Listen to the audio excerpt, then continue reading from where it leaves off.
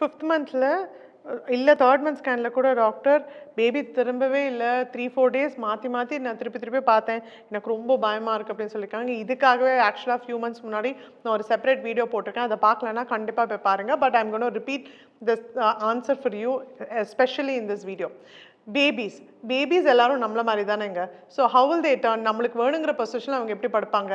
சரி, ஒரு ஸ்கேன் நான் பார்க்குறேன்னு வச்சுக்கோங்களேன். அந்த ஒரு ஸ்கேனில் நான் பேபியோட ஃபேஸும் பார்க்கணும், ஹார்ட்டும் பார்க்கணும். அட் த சேம் டைம் ஸ்பைனும், முதுகும் பார்க்கணும், கை காலும் பார்க்கணும். ஒரே பேபி ஃப்ளாட்டாக படுத்துட்டா ஃபேஸ் தெரியும், கவுந்து படுத்துட்டா முதுகு தெரியும். கரெக்டா? ஸோ ஒரே டைமில் அந்த பேபி எப்படி சுற்றி எல்லாமே காமிக்கும்?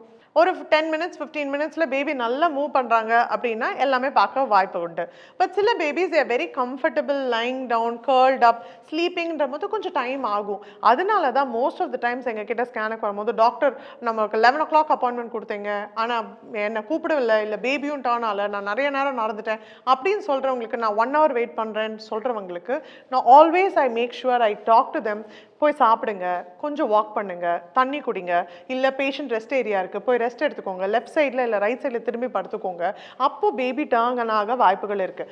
என்ன ஆகும்னா, நிறைய பேஷண்ட்ஸ் நம்ம பார்க்கும்போது ஒரு பேபி டர்ன் ஆகலை, அதே மாதிரி ஒரு 5, 6, 7 பேபிஸ் டர்ன் ஆகலை அப்படின்னா ஒரே பேபியை நாங்கள் ஒரு 3 times 2 times 4 times பார்க்க வேண்டியிருக்கும் ஒரே டைமில்.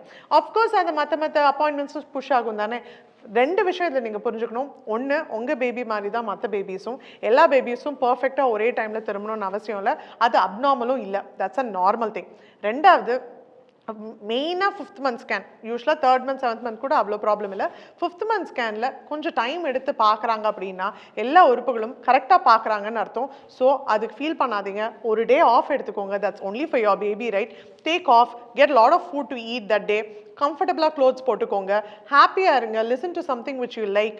கொஞ்சம் ஸ்ட்ரெஸ் ஃப்ரீயாக இருந்தீங்கனாலே பேபிஸ் எல்லாம் டர்ன் ஆகும். For patients who want to go to work immediately, நான் 3 hours பெர்மிஷனில் வந்தேன், நான் 2 hours பெர்மிஷனில் வந்தேன்னு சொல்கிறவங்களுக்கு தான் பேபிஸ் ரொம்ப கர்ல்டப்பாக இருக்கும். ஏன் தெரியுமா?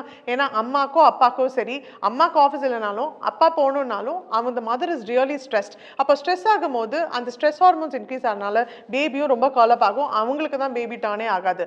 ஸோ ஒரு small tip, when you come for a 5th month scan, stay happy, make sure that you get something to eat, off from work எடுங்க, don't stress yourself. Unless and until நீங்கள் ரிலாக்ஸ்டாக இருந்தால் மட்டும்தான் பேபி ஒழுங்காக காமிக்கும்.